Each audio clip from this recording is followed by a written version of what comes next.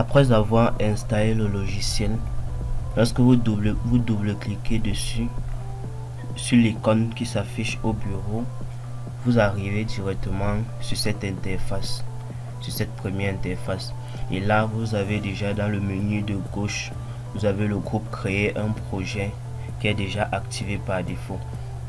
Au niveau de rapport d'aspect, là vous avez les différents formats d'affichage que vous pouvez utiliser pour pouvoir créer vos montages vidéo. Par exemple, ce format 16 par 9 est le format le plus couramment utilisé et est adapté aux vidéos destinées à être diffusées sur des plateformes en ligne telles que YouTube, les réseaux sociaux, et qui offre un rapport largeur-hauteur équilibré qui convient à la plupart des écrans modernes. Donc ce que vous devez comprendre ici là, c'est que lorsqu'on dit le format 16 par 9, vous devez directement comprendre qu'il s'agit de 16. Vous pouvez facilement plus comprendre qu'il s'agit de 16 cm sur la largeur et 9 cm sur la hauteur. Là ça vous donne déjà la dimension un peu de l'écran, du format d'affichage, de comment est-ce que doit être votre vidéo. En dessous de cela, le format 1 par 1 qui est un format le plus utilisé dans les réseaux sociaux, c'est-à-dire pour les publications et les publicités dans les réseaux sociaux, sur Facebook, sur Instagram. Le format 9 par 16 qui est le format vertical du format d'affichage 16 par 9 qui est beaucoup plus utilisé pour regarder les vidéos sur les téléphones en mode vertical, et ce format est aussi beaucoup plus utilisé soit pour les stories sur Facebook, soit pour les réels, soit sur les short vidéos sur YouTube. Donc quand vous regardez tous ces types de vidéos là, vous voyez comment est-ce que la vidéo est présentée. C'est en fonction de ces formats-ci là. Dans chaque plateforme, par exemple comme YouTube, vous allez voir ces short vidéos, généralement c'est en 9 par 16. Si vous faites un format 16 par 9, vous montez une vidéo et que vous partez publier sur un short de YouTube, vous allez voir que votre vidéo doit être coupée, elle ne doit pas être vue entièrement. Donc c'est ça, ces différents formats d'affichage. Et là vous avez d'autres formats aussi, le 4 par 3, le 3 par 4, le 21 par 9 qui est le format le plus utilisé en cinématographie. Là vous avez également le format 4 par 5 qui sont généralement aussi les formats de publication et de publicité dans les réseaux sociaux. Les formats généralement qui sont presque carrés sont beaucoup plus pour les réseaux sociaux, mais les formats que vous allez plus travailler avec qui sont plus courants, comme je le disais, c'est le 16 par 9 pour un affichage même sur des écrans modernes comme sur votre ordinateur, télévision. La majorité de tous ces écrans travaillent avec les formats 16 par 9. À côté de cela, vous avez ouvrir un projet existant.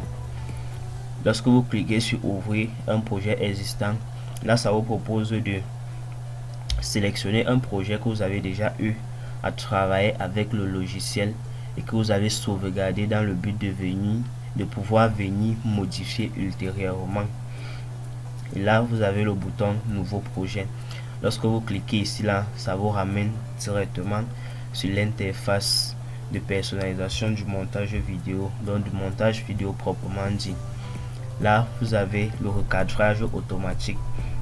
Si vous avez par exemple une vidéo ou peut-être une image que vous voulez directement recadrer, en cliquant ici là vous pouvez choisir directement et recadrer. Si je clique par exemple dessus pour choisir, sélectionner, pour importer une image,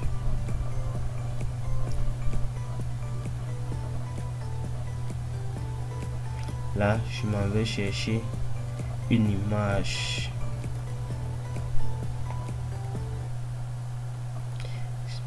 Je prends même cette vidéo par exemple et clique sur ouvrir. Je sélectionne, je clique sur ouvrir.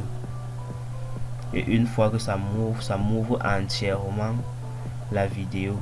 Maintenant là, je peux décider de choisir le mode d'affichage que je veux. Si je prends par exemple le mode carré, je clique sur analyser. Vous allez voir que ça va charger et afficher maintenant un carré sur ma vidéo. Et lorsque je vais le positionner à l'endroit où je veux et que je vais cliquer sur exporter, ça va m'enregistrer uniquement cette partie là. Bon, là c'est pas ce que je veux. Là je vais fermer, quitter, là fermer. Là vous avez l'option mode automatique, montage automatique en rythme, c'est-à-dire ça vous crée un montage à partir des fichiers que vous avez sélectionné, que ça peut être des vidéos, ça peut être des images. Ça vous crée un montage automatique en mettant un générique en fond sonore directement. Là vous avez l'enregistrement d'écran, nous y reviendrons plus tard. Et là vous avez également l'autre outil des portraits d'intelligence artificielle, nous y reviendrons également. Là en dessous vous avez projet local. Les projets qui s'affichent ici sont des projets que vous avez eu à enregistrer avant, ou soit des projets enregistrés avec d'autres versions du logiciel Wondershay Filmora qui s'affiche ici. Et là à côté, projet instantané sont vos projets récents que vous avez eu à créer. Et à côté de cela, vous avez projet sur le cloud, c'est-à-dire sur Wondershay Drive, c'est-à-dire la plateforme en ligne de stockage de données. Si vous avez eu à créer peut-être votre compte sur la plateforme et sauvegarder les données ou vos projets, en cliquant ici là, ça vous permet de pouvoir les voir.